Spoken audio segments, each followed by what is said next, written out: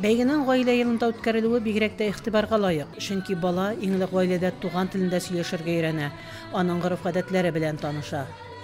Сәхнәләргә чыгып басып җырларга да яратам.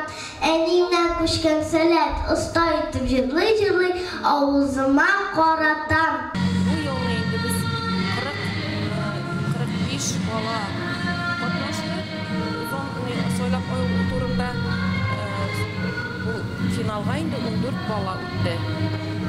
Бу бәйге инде безнең туган телләребезне саклау, милләтебезнең гореф-гадәтләрен күрсәтү, традицияларын саклап калу максатыннан үткәрелә. Мин милләтемнең киләчәге горурлыгы муниципаль бәйгесенең беренче туры төрле зоналарда узган. Бәйгенең финал туры Мөслим гимназиясында үтте. Biz Mütürey başlangıç mektebinden düştük.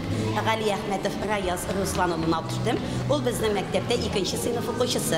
Soylap balı turundan bitti. Biz ona uğuşlar dileriz.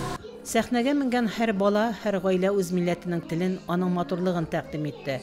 Гореф-гадәтләренең үзенчәлеген чагылдырган төрле номинацияларда осталыкларын күрсәттеләр. Мәктәбендә 1 сыйныфта укый, Хасанова Диләрә Ринат кызы.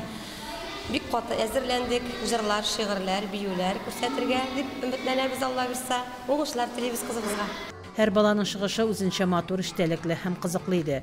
Миләшки балалар бакчасыннан Нәзилә Мадьярова һәм Карлыгач балалар бакчасыннан Ирка Байырханова, Мөслим гимназиясеннән Арман Микаэлян һәм Мөслим гимназиясеннән Диләрә Хасанова бәйгенең җиңүчеләре булдылар. Калган балалар төрле номинациялардан җиңүчеләре дип игълан ителде. Фәридә Гайнтинова, Динар Нуртдинов, Мөслим телевидениесе.